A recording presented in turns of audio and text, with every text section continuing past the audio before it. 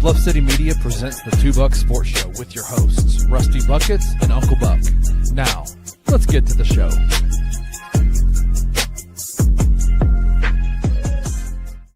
What is up, everybody? Welcome to your Tuesday edition of the Two Buck Sports Show. I am your co-host, Rusty Buckets. Drew is out doing Power Ranger things, so I got my guy, Zach Callahan from Grind City Brewing, checking in, and this is perfect on the heels of the Hugh Freeze firing. Zach, I definitely want to get all your thoughts on that.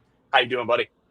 Doing great, man. Happy to be here. Thanks for having me. Beautiful Tuesday here in Memphis, down at the brewery, just kind of hanging out, working hard or hardly working, who's to say, but yeah. I got some thoughts about that when we get to the Ja Morant portion of the show. Definitely want to talk about that. And I've got a connection here that I'm going to ask you some thoughts on that and get your take kind of as an outsider in Memphis. I know you're a big Pacers fan, but I know you keep a finger on the pulse of the Grizzlies as well. So definitely I want to get your thoughts on that. But before we get there, man, it is Tuesday, and on Tuesdays we have a segment called Tuesday Tasting where we talk about what we've been eating, and today we're going to talk about what we've been drinking.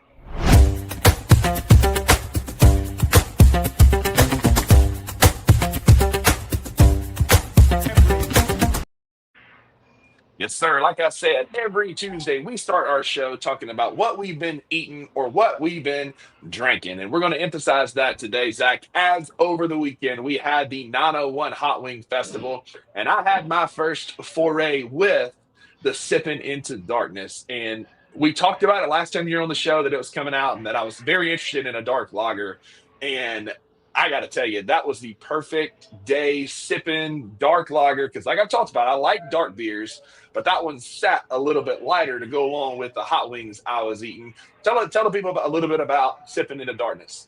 Yeah. I mean, you said it, man. Dark lager, super light, but has that like maltiness. It's like a little bit heavier than an amber, but still like you can throw them back, no problem. It's got those like it's got a lot of chocolate in it, which I really like. Those chocolate notes are really, really good. And yeah, man, I mean, it's the perfect fall beer right now, in my opinion. Like with a little bit of throw the jacket on. It was a little cold on Saturday and you just throw those back. It's a great campfire kind of beer vibe. And it's great. I mean, it was one of the things that I wrote down is like right now, that's if I'm going to the well, that's what I'm pouring, man. Yeah, absolutely. It was perfect. Like you said, it ended up being cool at the end of the day, which helped when I was doing the Reefer Madness hot wing there at Burning Love. That cooler weather certainly helped with that. Because, you said you'd had that wing last year. It only had 25 Reapers in it last year. This year they went with 43 Carolina Reapers in that sauce, brother. I was hurting. But the Sipping in Darkness did help because those chocolate notes were just kind of helping to kind of cool everything down and settle everything down. It was really nice. It was the perfect. It felt like a fall day, and it was the perfect fall beer for Saturday for sure. Absolutely, yeah. And I mean, I think if we're talking about Tasting Tuesday, we got to give a shout out to some of those wings we had. Oh my God! So we had 901 Wing Fest. You guys, if you missed this one, definitely come out next year. We'll be doing it again first Saturday in November. And these teams are just cooking up some fire wings. I mean, you can't beat it. You're paying like $1 a wing. It's all going to a good cause. And I mean, oh my gosh, there was just so many stuff. I mean, from smoked wings to fried wings to saucy wings to dry rub. I mean, everything we had. I mean, I got home and I was like, oh, what do I want for dinner? I was like, I'm not even hungry. I've had 35 wings today. But yeah, I mean, the food was incredible. And now, look, we talked about the Sipping in the Darkness. It was great. We do have a new beer coming out this week, which I got to try yesterday out of the little pigtail in the back, still in the tank and everything. Haven't even put it into kegs yet. It is a strawberry sour. Now, let's go. Here's two things about me you might not know. I'm not the biggest sour guy, but I'm the biggest strawberry fan of anything in the world. I'm a strawberry guy through and through. The flavor, the actual fruit, whatever it might be. And this is delicious. Let me tell you what, it's not too sour. It's not too complicated. It's not one of those crazy wild ones. It's just the perfect amount of sour, light, easy with that fresh strawberry flavor to it. Fantastic. I will say, bro, jury is still out on the name. So in the comments, if you got any ideas, throw them in there. We'll see. But, we're still working that out. But it will be on draft this weekend, and it is going to be very popular. Bro, absolutely. Like, strawberry is my favorite dessert of all strawberry. Cheesecake, strawberry cake, strawberry pie. It doesn't matter. Like, whatever strawberry I'm in. I like sours. I go in phases where I'll drink a bunch of sours and then I'll kind of get off of them. I haven't been on a good sour kick in a while, but a strawberry sour is a great way to get me back in the saddle because and Maggie will tell you she loves like chocolate desserts, but when there's something we're out to eat and there's desserts on the menu, I'm always going for whatever the strawberry option is because that is my go-to. So a strawberry sour, brother, I'm all in on that. Yeah, and it's going to be like, we're trying to find something for like the fall kind of vibes, and we kind of settled on that after tasting some things and trying stuff out, and it's living up to the hype. So I'm pumped for that. Bro, yeah, like Wayne knows in the comments, I did get as excited as a little kid when strawberry was mentioned because, brother, I'm telling you, like I love all things strawberry. I have since I was a kid. And here, man. Shout out to the wings. You didn't bring those up. Ninja DJ, yes. The raspberry chipotle wings that I've been talking about all week were it was a perfect, like, smoky berry flavor. Those were great. There was a game of bones that had a honey garlic sriracha. NWO had a really good barbecue wing, but the best, Zach, was hold my beer and watch this, right? Like, just the. Yeah, if we're talking from the sauce ones I had, they won the fan favorite vote. Their wings were incredible. That hot honey gold was, and I know hot honey gold's honey gold's such a big thing here in Memphis. I like it, but sometimes it's a little too much, or I don't. That was one of the best honey gold sauces I've ever had. It was incredible. And then I got to give a shout out to the Wing Dispensary for their dry rub that they did. They did a smoke, then they flash fried them, and then they put the oh yeah, you got to fix that right there, man. Yeah, he fell over. Maggie noticed the special guest back here. Yeah, you're welcome. City Brewing. Yeah, shout out Grind City Brewing. But they flash fried them and then they tossed them into some dry rub, and man, I got to try their competition ones, and those slap. So there used to be a restaurant in Corinth called Smith, and they did trashed wings where they would do that exact same thing. They would fry them, they would put the sauce on it, flash fry them, and then put the sauce back on them. So they came out kind of black, but they were like a buffalo barbecue sauce that were killer. So anything flash fried with dry rub like that, I'm all in on, man. That sounds super, super good. But so y'all got the strawberry sour coming out this week. Y'all got a cider fest coming up as well, correct? So what other beers y'all have coming out, kind of any that are coming, or what are the seasonal taps this week at Grind City Brewing? Yeah. So right now we're in that like next week is kind of when we'll have that real transition of a bunch of stuff in the next couple of weeks. So right now we got the sour coming out this week, but we got the pub lager still, the Sipping in the Darkness. We have the OG cider on draft right now. And then in the coming weeks, we'll have the return of our Scottish ale, which is damn near Kilter, which is a fan favorite. Yes. Probably my favorite beer that we continually make every single year. I love a Scottish. So super, super excited for that. That'll be in the coming weeks. And then, look, it's all about, we got to get all these ciders turned out for Cider Fest, which is on the 22nd, like you mentioned. We're going to have Memphis Farmers Market here. It's going to be an awesome event. Super excited for that. And we're going to have 4 ciders on draft that day. So we're playing around. I think we have most of the flavors locked in. Some returning from last year, some new ones. Going to be super, super exciting. And, it's always fun when you get to try like all the new stuff. And for Cider Fest, the favorite is to do the flight. So we offer a flight with all 4 of the options on it. Yeah. You get to try them all.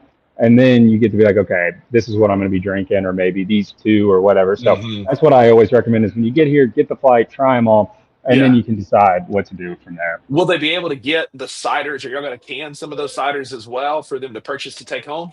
Yeah, so we're going to be canning the original OG cider. Going to be pretty limited, like 30 to 50 cases. So they'll go on sale that Saturday.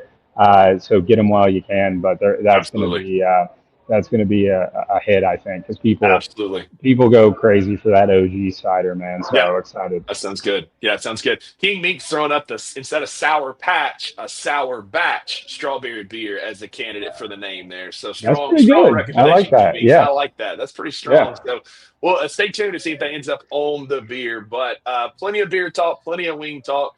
We got a lot of sports to get to, Zach. I am going Of to course. force you to talk about the Memphis Grizzlies for a few minutes, simply That's good. because we're a Grizzlies podcast, so we're going to talk about them for a few minutes. I do want to get your take on the Miles Turner comments yesterday as well. So let's talk a little basketball.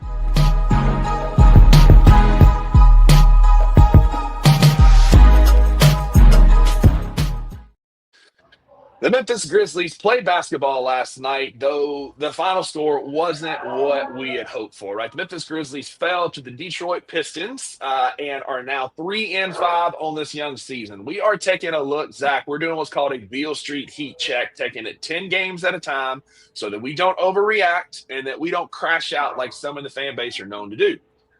Not a great start, 3-5. Got out physical by a Pistons team last night that is known for being long, being athletic, and we saw that all on display last night. Cade Cunningham was my choice for the NBA MVP this year, and so far he has looked the part. Last night, dominant. Jalen Duren had a great game, but it was Beef Stew who gave us the most trouble. Isaiah Stewart finished the night with 26 and 14. Did you get to watch any of the games? Did you keep up with it last night? I was pretty locked in with Pacers, and Auburn played their first basketball game last night, which was rough, but win's a win, and but I was keeping up with the box score, and then this morning went through and watched the highlight cut of everything and so like that. I mean, I was just curious going into it about how Ja would bounce back and respond, and I mean, I don't know really what you would say he physically, emotionally kind of looked like out on the floor. I mean, his stats were fine. The threes are what box score watching the Grizz all year. The threes seem to be a big problem, and he just keeps shooting them. And it's a Memphis problem. Like, shooting has not been our forte this year. But yeah, I mean, how did he look? What was your take from his response, I guess? He looked okay. The energy wasn't great still, but let me ask you this, Zach, and this is where, you work at a brewery. You're a marketing arm, social media guy. You work at a brewery. So I know you don't have very many bad days at work. Like, you can't possibly, right? Like, it's a good gig that you got going down there. But you say you've had a bad day, right? Rough day at the office. Beer was sour. Didn't taste good. As sour it wasn't supposed to be. It was flat. You didn't hit the reel just like you wanted to. Things didn't go as well today. So you've had a rough day at work, maybe a rough couple days. You don't feel great, right? You walk home, you get home, you walk in the front door, and the first thing your fiance says to you is, do you have joy in what you're doing right now? Have you found joy in what you're doing? What would your answer be? Yeah, I saw the comments that you're referring to there, and it's I mean, you're pissed off. You're going to be pissed off. You're going to give probably a pissed off answer. You're going to be. I think we've all been there. Anyone that's had a job or had a bad day, you know what I mean. You're probably in that moment going to be emotions are going to be heightened. Absolutely. And when people are putting a microphone in your face, like in Ja's instance there, like you're going to be honest sometimes about it. You're going to be pissed off. Ja has a weird relationship with the media and gets annoyed with that stuff. And so I completely get where he's coming from. At the same time, like, he's paid millions of dollars and put in that position, has been in that position many a times. And sometimes when you walk in that front door after a long day of work and your significant other or whoever it might be, they've had a bad day maybe or whatever, you got to be able to step up and go, you know what? I got to put that behind me. I got to come up here and say, hey, dude, put that in the past. New thing is in front of me here.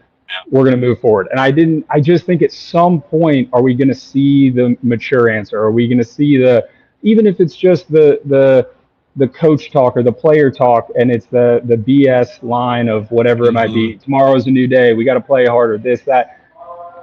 These guys have media training. They have microphones in their face all the time, and you kind of I get where he's coming from, and I don't hold it against him, but also is the leader of the franchise and someone that you would hope could lead your franchise, to win a ring.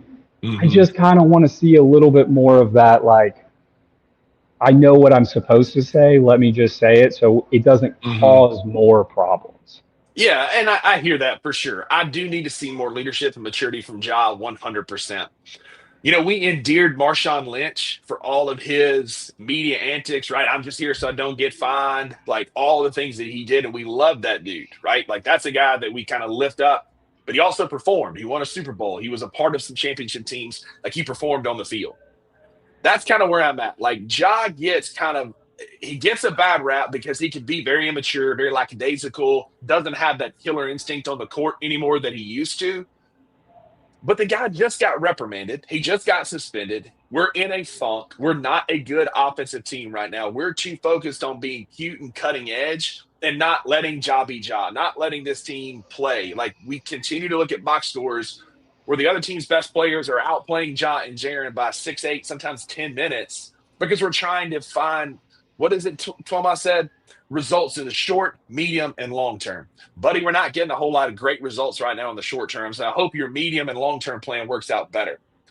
I understand why Josh's frustrated. Josh playing 30, 31, 32 at the most minutes a night when other NBA superstars are getting to play 36 and 38. I'm not asking for a Josh Hart, Tom Thibodeau type treatment where we're playing 46, 47 minutes. I'm just asking that we match our best on best, right? Like our best players on their best players. So I can understand where Ja is frustrated with that. I thought we had left some of that goofiness behind in last season, and I knew that we were going to get some more substitution in Twomas' system, but I thought it would be more of a like secondary role player type running in and out, and then Ja and Jaren get to play the bulk of the minutes. So Ja's body language is off. Ja has been a bit down, but I think he is justified in some of that. Now, he's handling it the absolute wrong way. You don't go pout on the court. You don't go stand in the corner. You don't go mope because this team goes as Ja Morant goes. If Ja's having a good night, we flourish. If Ja's having a bad night, we can't recover from that and overcome that, Zach. So long story long to answer your question, he is justified in being upset at the coaching staff in the minutes, but he doesn't need to handle it the way he's handling it. Give us some coach speech. Give us a line. Like you said, go out and play your tail off and still play hard because that's how you earn more minutes or convince the coach to play you more. You go play your tail off in the minutes that you have. You don't go sulk on the court.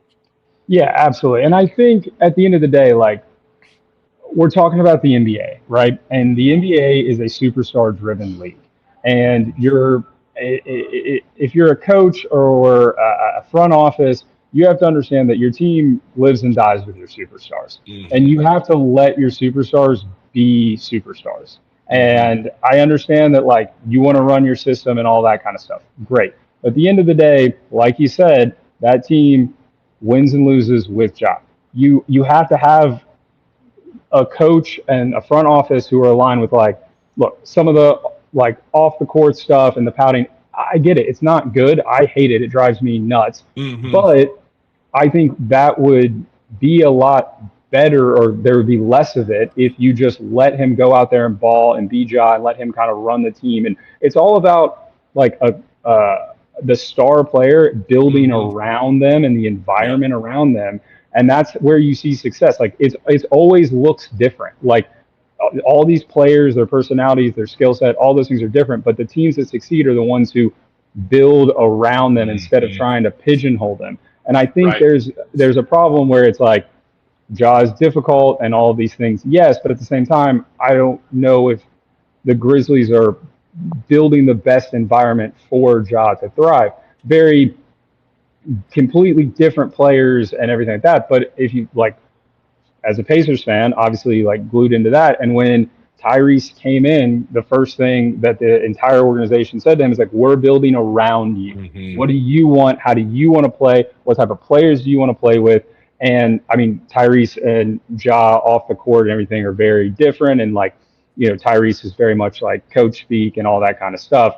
And I think like a much more mature kind of leader, but they went to him and were like, here's the keys. What can we do to help you as our star player take us where we need to go?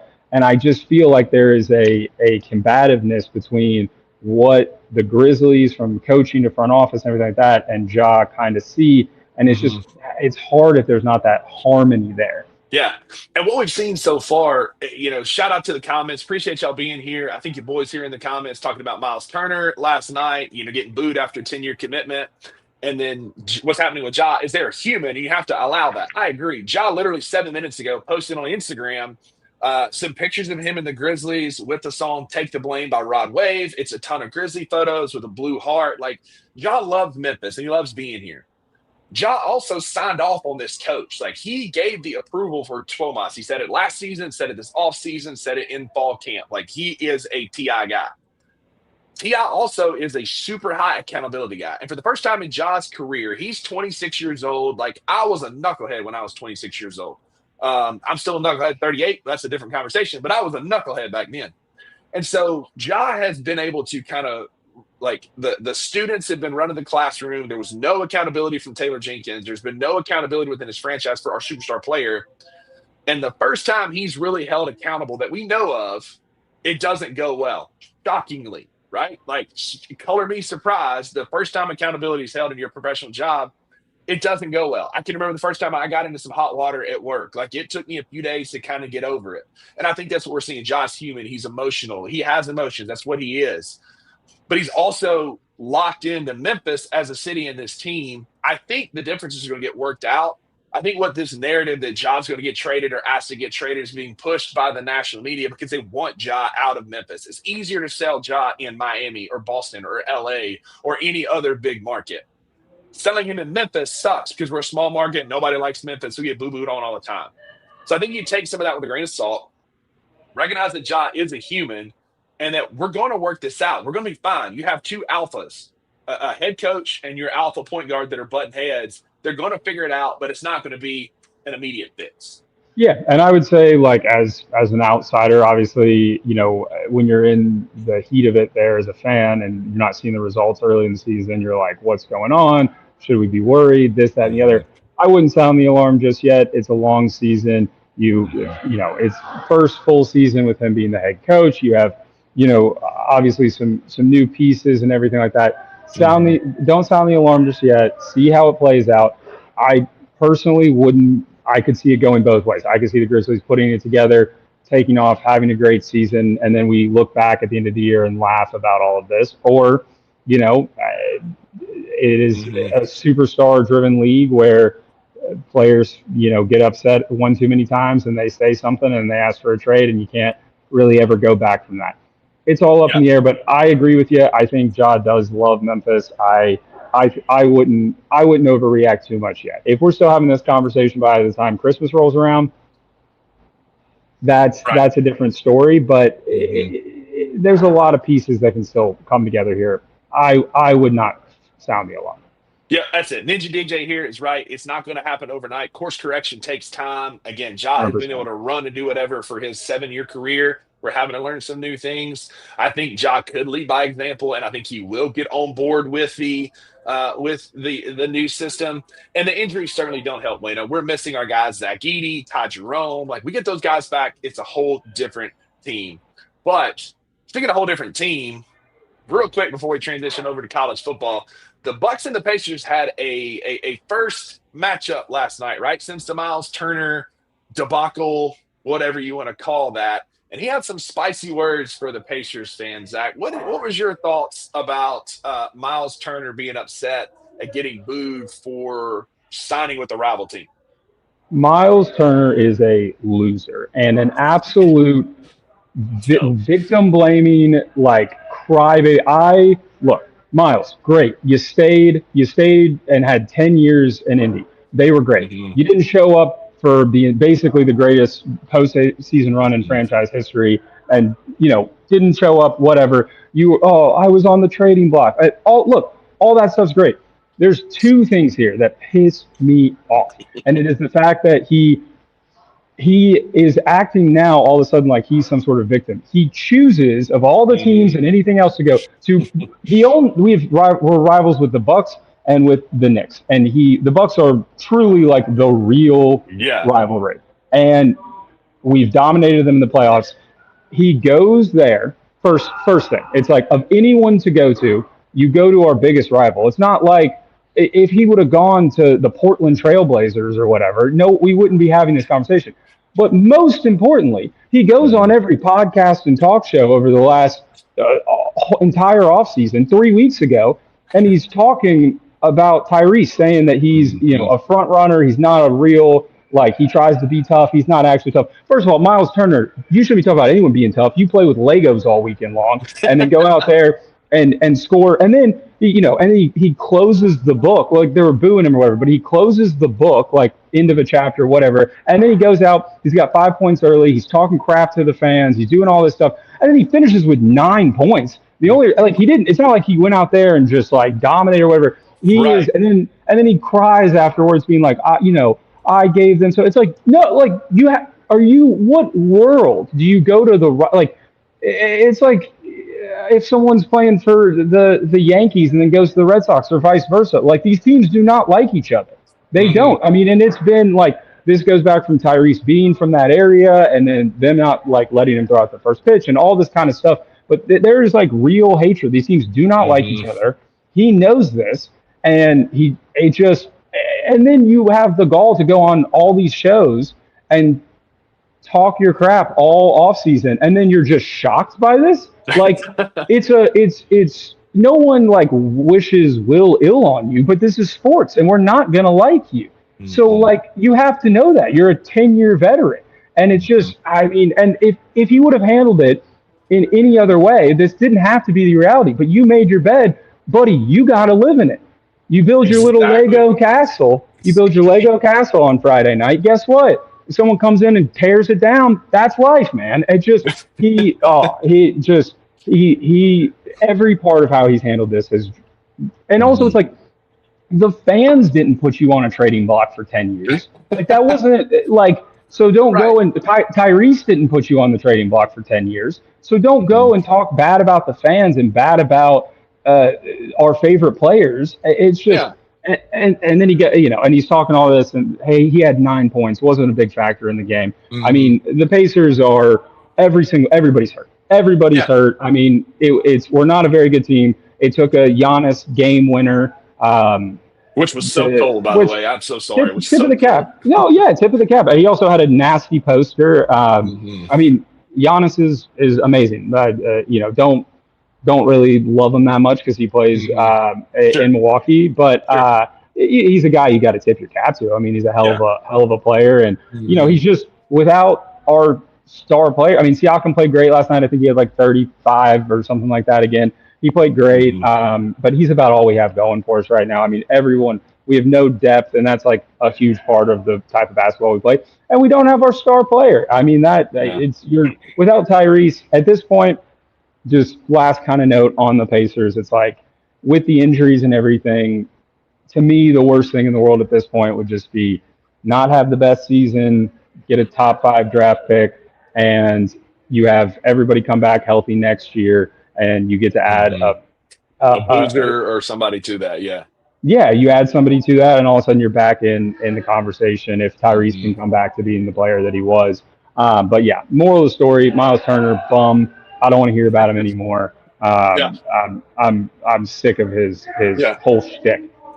Listen, Legos rocked when I was 12 years old, but not as a grown adult, and so I'll leave that alone. Legos are fine. Don't call people out about bullying, though, like you're some tough guy when you're playing with Legos. Like, I just, the whole thing makes no sense.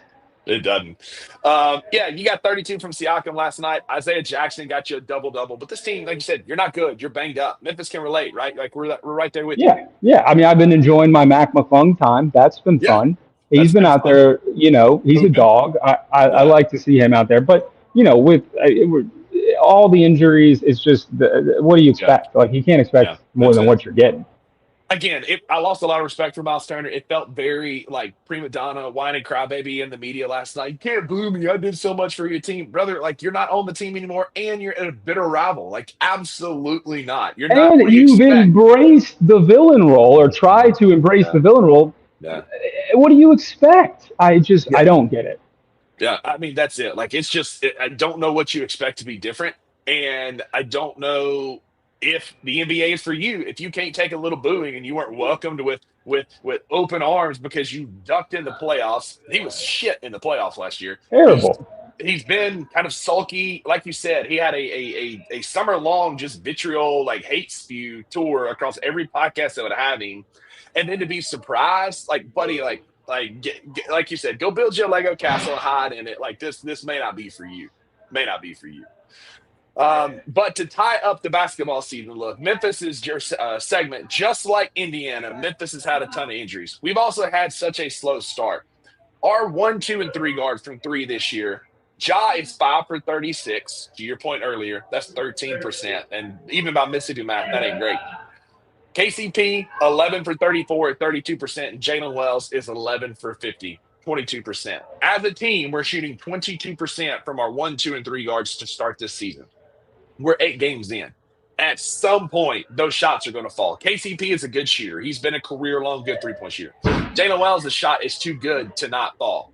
Ja has never been a great three-point shooter. He's career around 30, 33%. Like, that's just not his game.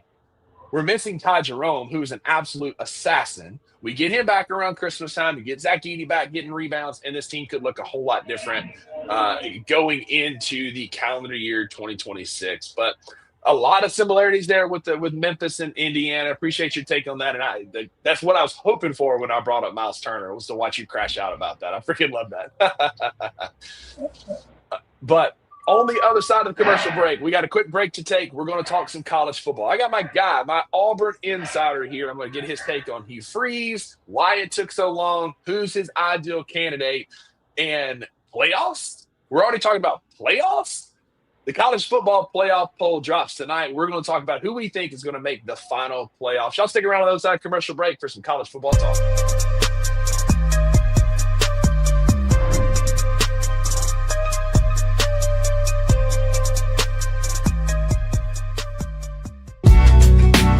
In the heart of the Highland Strip for 27 years, Trilogy Tattoo has helped tell stories for Memphians for generations. Located at 530 South Highland, Richie and his team are waiting to help you tell yours. From tattoos to piercings, your body art should be as unique as you are. Voted a Memphis Flyer top 3 tattoo shop in the city of Memphis since day one. Your story will be safe here at Trilogy Tattoo. Open 7 days a week, Monday through Saturday, 11 to 11, and 3 to 11 on Sundays. They have convenient times waiting on you. Let Trilogy Tattoo help you tell your story.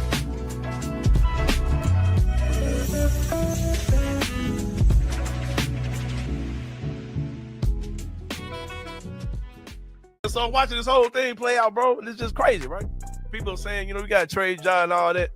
And, of course, I look on social media, I look on Facebook, I look on Twitter, and I see local people in Memphis who have all these political conversations. They're talking about it, right? And, this is the first step in the Grizzlies moving out of Memphis. Like, y'all, shut y'all stupid ass up, bro. The fear of God in the Bible Belt of Memphis is number 2 of the fear of Nashville in the city of Memphis. the love affair y'all have with the being afraid of everything going to Nashville needs to be studied, bro. Everything that happens, man, about to move to Nashville. Like, man, the inferiority complex with Nashville insane, bro. insane. It is insane, bro. It's insane.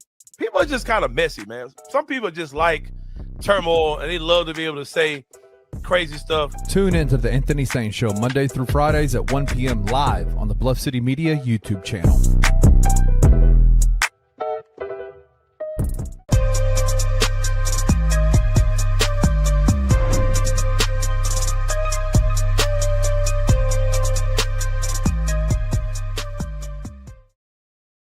Welcome back to the $2 Sports Show. I'm your co-host, Rusty Buckets. We are live Monday through Friday at 11 a.m. Central on Bluff City Media's YouTube channel. I got my guy, Zach Callahan from Grind City Brewing here with me today. If y'all are here with us, if y'all are watching on X, come on over to YouTube. Comments are popping off. Give us a like while you're here. Subscribe to the channel. Turn the notifications on. Doesn't cost you anything, but it helps us quite a bit. So we appreciate y'all being here. But it's time to talk some college football and give you an opportunity to kind of present your case. Auburn has been it's been a long time coming for most people if you're thinking about this Hugh Freeze firing. And to not bury the lead, Hugh Freeze was fired over the weekend. He had a tea time scheduled at 1:30 on Sunday that got quickly replaced. Shout out to the astute college football reporters out there for bringing that up. But Zach, initial gut reaction when you found out that Hugh was fired at Auburn? The bad man cannot hurt me anymore. I couldn't be happier. That notification hit like crazy on Sunday. It was just the time it was over. I mean, it needed to happen before it did. But look, it doesn't matter. The season was a wash anyways at this point. The second that game hit halftime, it was 3-3. The only reason we got a field goal was because of an interception. Of course, the defense is absolutely elite for Auburn. I know if you're not locked in on this 4-5 Auburn team, I get it, but the defense is unreal. There's only 3 teams in the country who have not given up more than 24 points this year. It's Ohio State, Indiana, and Auburn. So just a little perspective on how good this defense is. But, you lose 10-3 at home to Kentucky. I mean, one of the more embarrassing losses I've ever witnessed. And that's it. There's no more, Hugh can't go in there and say we're close like he did a million times. You're just bad at your job. You're just not a good football coach. You've lost the program. And, it's just he was a loser and a failure his entire time there. He came in and put the blame on everyone else. It was a bad roster in the first year. It was we're getting close in the second year, but it's still a bad roster. It's all Peyton Thorne's fault. He's bad. Well, you picked him, buddy. And then this year you got everything you wanted, and you still stunk. You couldn't close games. I mean, just a loser mentality. And good riddance. Never liked you. Had to kind of convince myself to get excited about him, but never liked him. Never liked anything about it. So excited now, though. Look, new, fresh era. And you get to hopefully go out and get your guy, and then it'll go up from there. So, well, once again, like I told you in our text message, I am grateful that y'all have John Cohen now, not us, so he gets to make that decision. He made some questionable ones at Mississippi State. Hopefully he hits a bigger hire for y'all than he did for us. But you're right. Like, Hugh Freeze chose wrong, right? Like, he chose Peyton Thorne. He chose Jackson Arnold. Like, you chose these quarterbacks. And the problem with Jackson Arnold is the forward pass was invented in 1954. After that, like, he would made a great wing T quarterback back in the 30s, right? Because he couldn't really throw the ball. / Hugh Freeze couldn't get it out of him, and he's supposed to be like a quarterback, offensive like whiz, and it just never manifested. If you cannot score more than 3 points in this here year of our Lord 2025 against Kentucky, like, brother, you just ain't it. And you can't ask for more time in the post-game presser and ask for patience.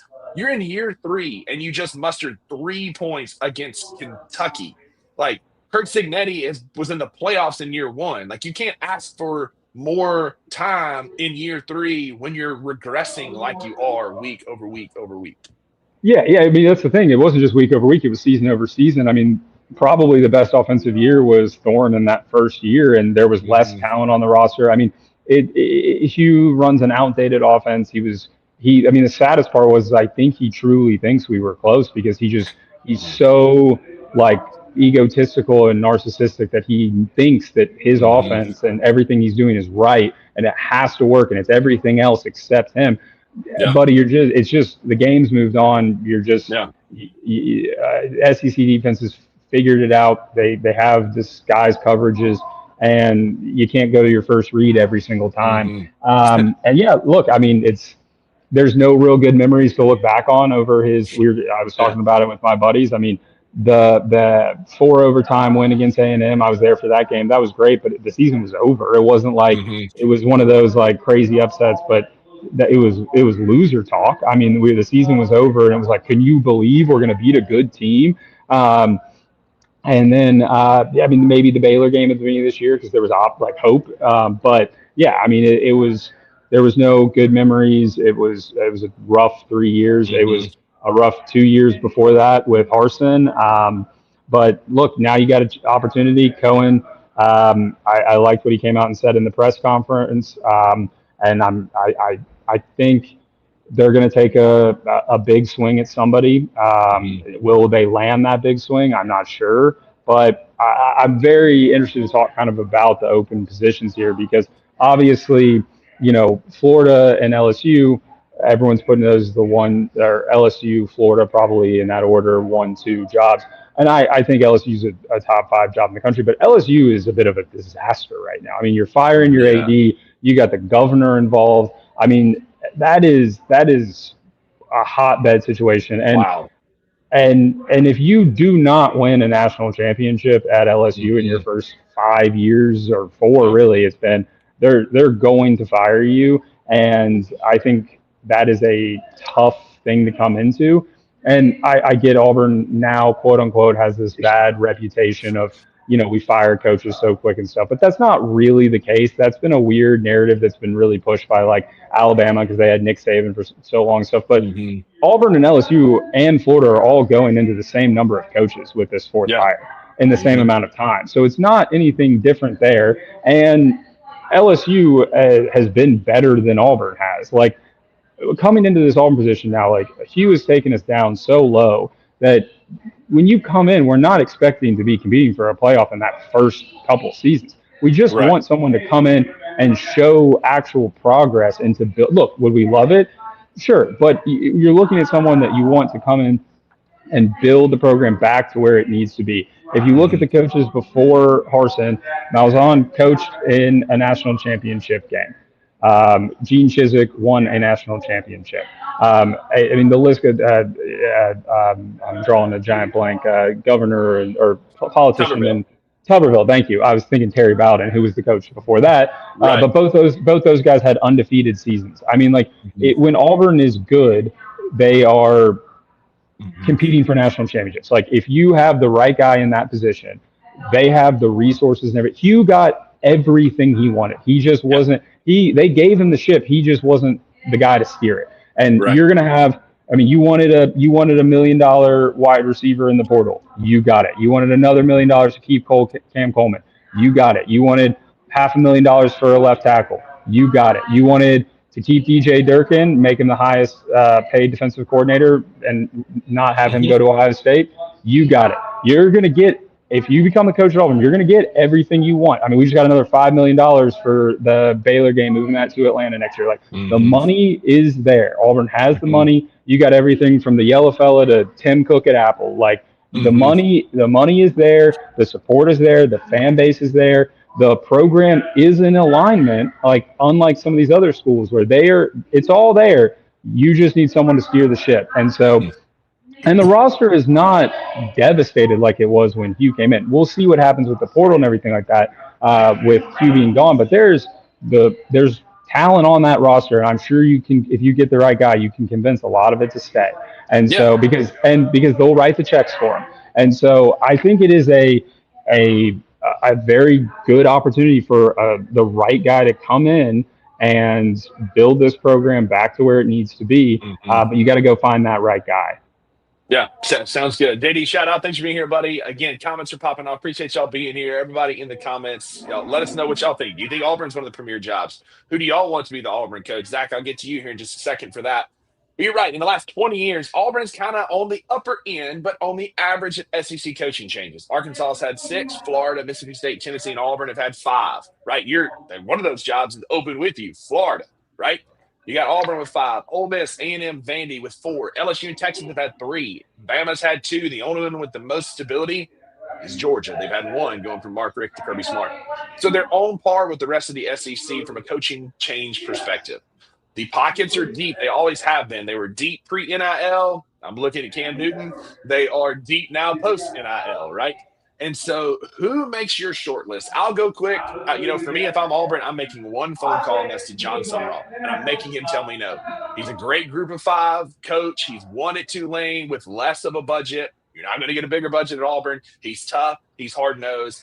John Sumrall and Brent Key would be the other name that I would call to see if you could pry him away from Georgia Tech. I don't know if they make your list, but as an Auburn fan, who is your short list of coaches? Yeah, I got 3, and you just hit 2 of them. That's my 2 and 3 right there. My number 1 is we talked about this before. It's Kenny Dillingham. I think that he perfectly fits in with what we need right now. He's a no nonsense guy. He's going to work endlessly. He's, from that Dan Lanning mindset. He's going to work his tail off. He's the type of guy that is going to be. I mean, look, I get it. He's from Arizona State, but he's talked about and complained He's got about SEC ties, though, right? He's coached in the SEC in the past. He was right? Auburn's offensive coordinator. Bo Nix's first year, Bo Nix's best year at Auburn. He was ROC, and he loved it there. He's always had good things to say about Auburn. I think that he would be the perfect fit. I think Auburn likes to have someone that has a little bit of an Auburn tie to them, or at least a tie to the state of Alabama. He checks that box. He's young. He's aggressive. He will not take crap from anyone else. He's going to run his program. And I think he's the home run hire, in my opinion. The offensive-minded guy, which I think we need. And I think to me, that's the first call you make, and you make him say no. You offer him the money. You say, look, we can give you resources. Arizona State is great, and I know you love it there, and you're from there, and you took them to a college football playoff, but you're never going to compete for a national championship there. Come here, build this program. We'll hand you the keys. Take off. But that's my number one. Number two, you said it first, John Summerall. I think he's can't miss either. I think he would be great. He coached at Troy, which is just down the road. So he's familiar with the area. His wife graduated from Auburn, so that is an Auburn tie. And I think he's a great, no-nonsense guy. Would come in there and build the program and take it where it needs to go. He's going to get an SEC job. It's either going to be there, it may be Kentucky. He's going to get a job. Could be Arkansas. Yeah. Arkansas. If I'm Auburn, I'm outbidding those guys for John Summerall. Yeah. I think in my opinion, if Kenny says no, that's the next call you make, and I think you can get him.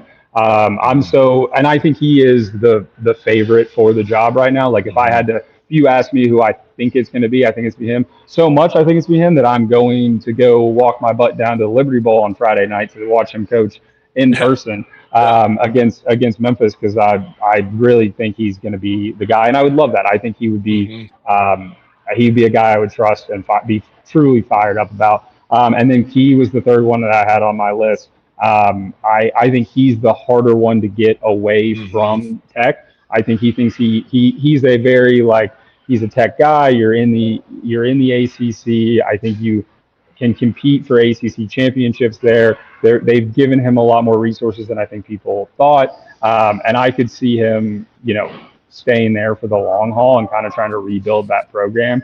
But if not, look, he's got that same mentality, offensive line guy, no BS kind of guy. And I think he would do great. Auburn recruits heavily in the state of Georgia. Also, though, he does have ties to the state of Alabama. I mean, he came from Alabama, and I think he would be those three are my three that give me those guys. And I hate to interrupt, but we got some breaking news that directly applies to you. 1 minute ago, ESPN source, Colts are trading 2 first-round picks to the Jets for cornerback Sauce Gardner. Bro. Swear. Let's real Adam go. Schefter. 2 firsts for Sauce Gardner. Holy freaking smokes. Oh my God. That. I love that. I hate that so much that it's in our division, but that's perfect for what the Colts needed. Oh my God, they need that secondary guy. Oh, that is huge. And I'm glad we could react right here on the $2 Sports Show. That is awesome, man.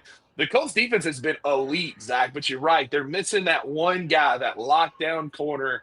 And you got that in Sauce Gardner. He will go and pick a fight. That is a extremely good cover corner. The Jets got a haul. 2 first-round picks. That's a good haul for Sauce Gardner, but it feels appropriate given the Colts' ability to win and win now. And you've got him locked up for 4 years, man. What a great trade for the Indianapolis Colts. I'll take that. Yeah, I'll take that I'll take that any day of the week, especially with that 4-year extension. Give me and the Colts have a great track record of drafting well in later rounds. So I'm not overly concerned about that. That is also, I just love the going all in right there. I love that. I've been waiting kind of to see if we were going to pick somebody up on the defensive side. That is huge. That is what I wanted to see. And all the comments are just like only 2 firsts for Sauce. Like Colts really went all in. Like people are like that's a great, like it's not an overpay. Only 2 firsts for Sauce Gardner is massive. Like Sauce Gardner is an elite NFL quarterback. Elite, yeah, and that is the just made weakest that spot. defense better. That's the weakest spot on because our line is fantastic. I mean, we get to with Buckner, Latu, all those guys. Like we get to the quarterback. Now you add that, it frees up. Oh, that is so huge. Wow, what a trade. What a trade. More to come on that, I'm sure, this week, but awesome. But yes, Brent Key would be a good third option. He's got Alabama experience. So does John Sumrall. I don't think you can go wrong with any of those guys. But again, you're going to have to get on the good foot if you're going to try and get them with other SEC jobs being open. If you're going to hit a home run, one of these guys, it needs to be now because time's ticking. And I'll just a last note on this is I just don't be shocked if there's a name that we're not thinking that Auburn makes a big swing at, because I think Cohen knows his job's on the line with this hire. And I think they think the program's in a great space. They have the money.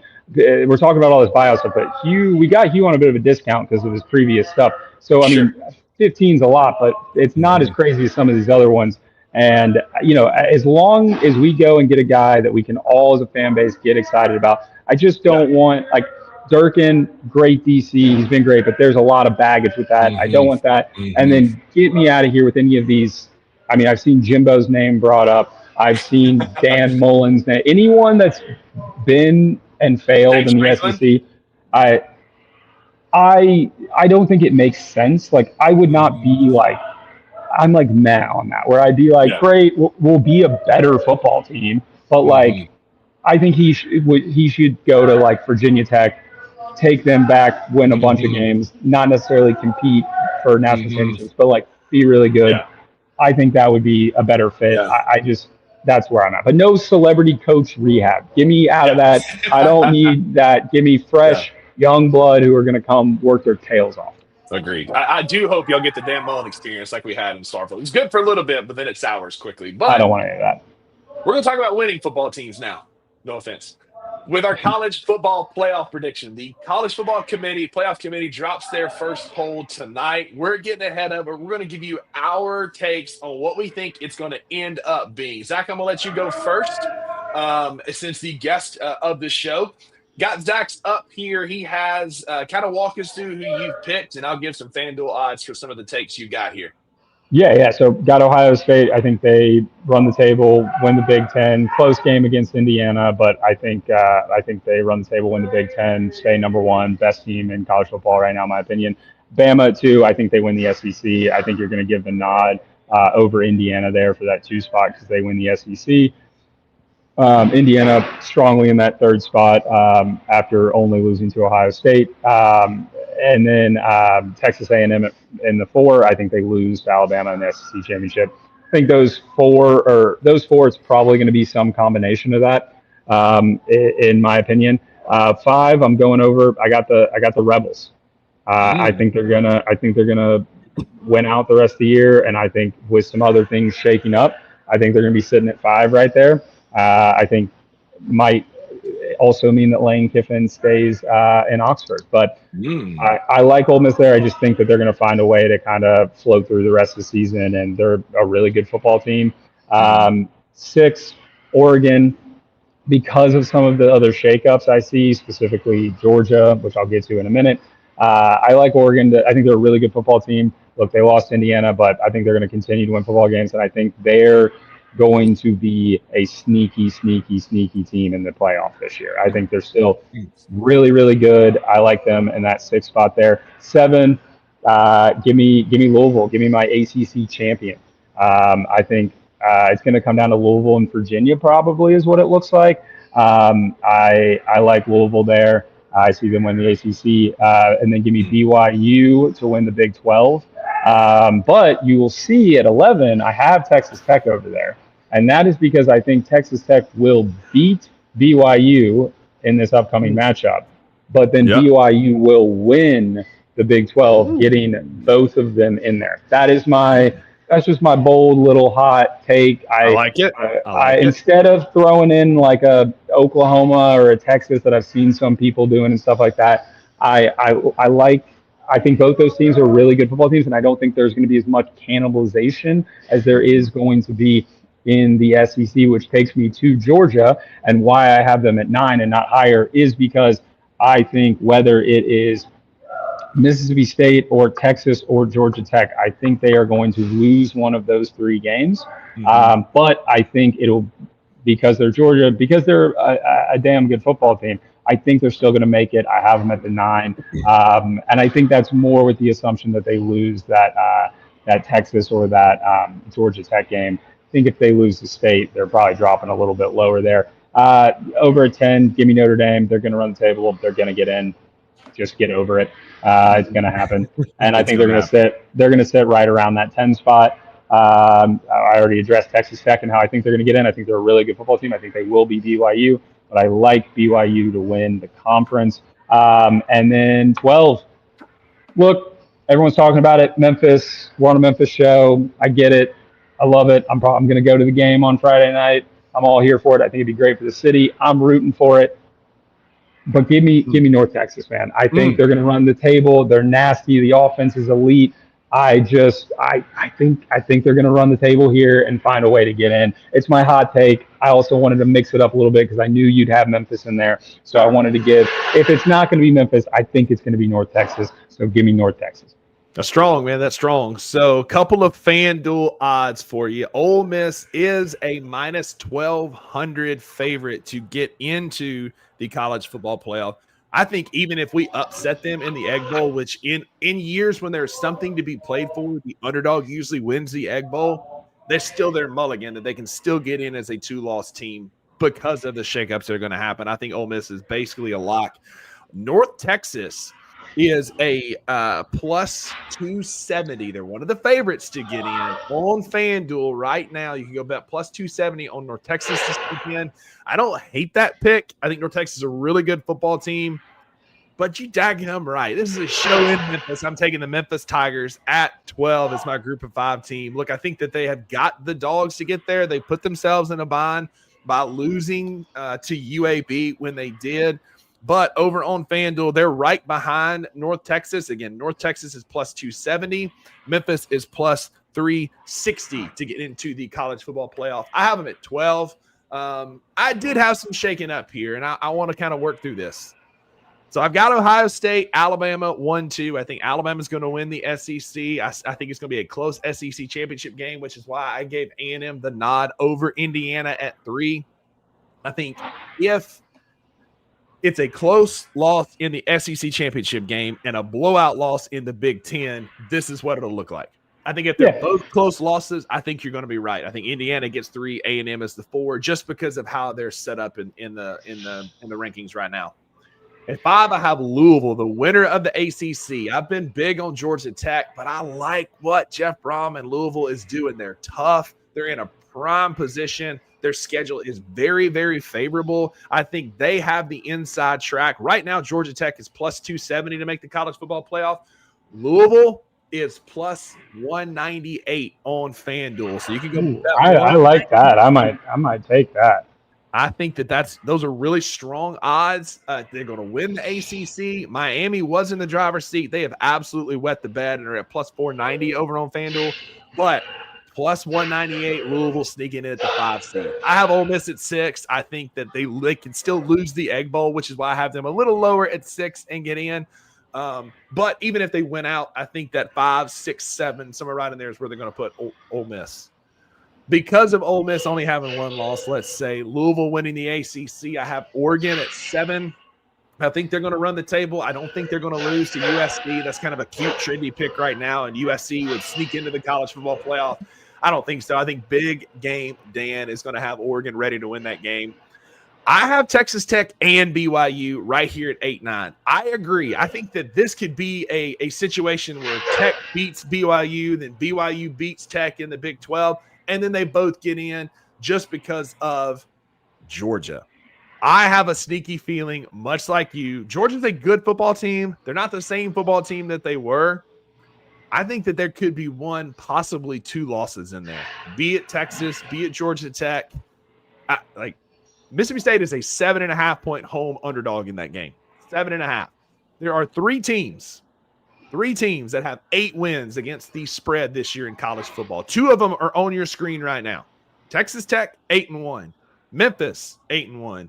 And Mississippi State, 8-1 against the spread this year. Not saying we will beat them. I'm saying we can beat them. And because of that, I'm being controversial and leaving Georgia out. Nothing else, get some clicks. But Tech and BYU, 8-9.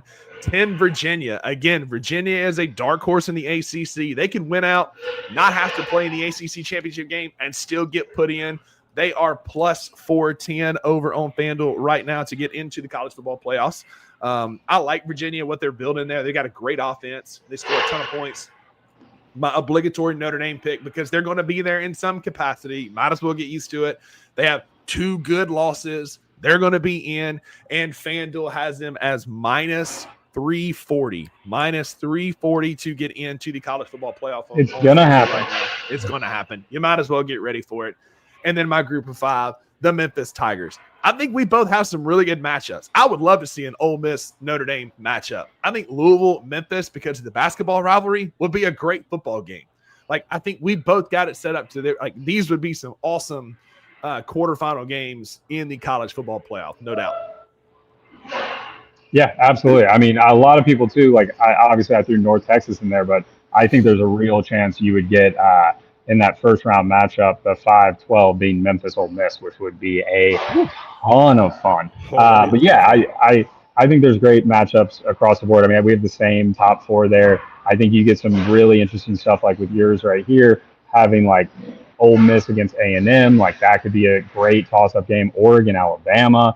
I like Ohio State over Tech and BYU, but I mean, yeah, I like the way that yours lines up. I would like Ohio State and Indiana for a rematch there, and then, but I think like Oregon, Alabama, that could be a super interesting game. Ole Miss, A&M, both on that side, and then back on my side, I think there's a ton of interesting potential matchups as well. So it's going to be a blast. There's still a lot to happen. I'm sure there's going to be some upsets we don't see. Somebody might play their way in. Somebody might play their way out. It's going to be fascinating, but I'm excited to see that graphic up there tonight and get ready for what's going to be a fun bowl season or playoff season or whatever you want to call it. And right now, you have the odds-on favorite on FanDuel at North Texas. They are plus 270. Excuse me, second most likely. Plus 270. The odds-on group of 5 favorite right now is South Florida, plus 235, followed by Memphis at plus 360. And then James Madison, JMU, plus 390. The college, not the person, JMU. At plus 390. So like you said, I'm excited to see what that's going to look like as it shakes out on your screen tonight. But all we know is that when in November is when things get sideways and anything can happen. But Zach, man, thanks for being here with me today. I appreciate you stepping in Drew's absence, man. It's always fun to chat with you. Tell the folks where they can find Grind City Brewing, what y'all got coming up, and then tell them about your podcast as well. Make sure you let them know where to follow you.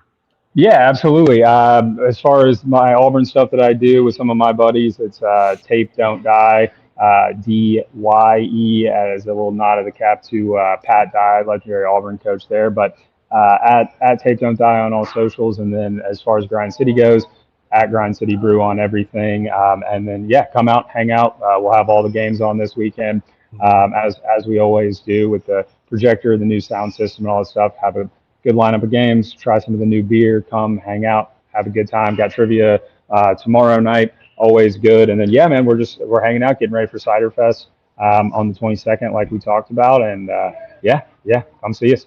Love it, man. Again, appreciate you being here. I appreciate everybody in the comments, the new folks, the old favorites. Y'all, thanks for hanging out with us. Y'all got Drew the rest of the week. I am out. I'll be back end of next week. I'll be on vacation for the next week. Cannot wait to be away with Maggie and not on my computer. So y'all may see me in the comments here and there, but otherwise, I'll see y'all in a week. So y'all go be a friend to somebody who needs a friend, and we'll see y'all next time. Thank you for listening to the Two Buck Sports Show. If you enjoyed this episode, leave a rating and a review wherever you download your podcasts. Also, like and subscribe to Bluff City Media's YouTube page. We'll see you back here next time.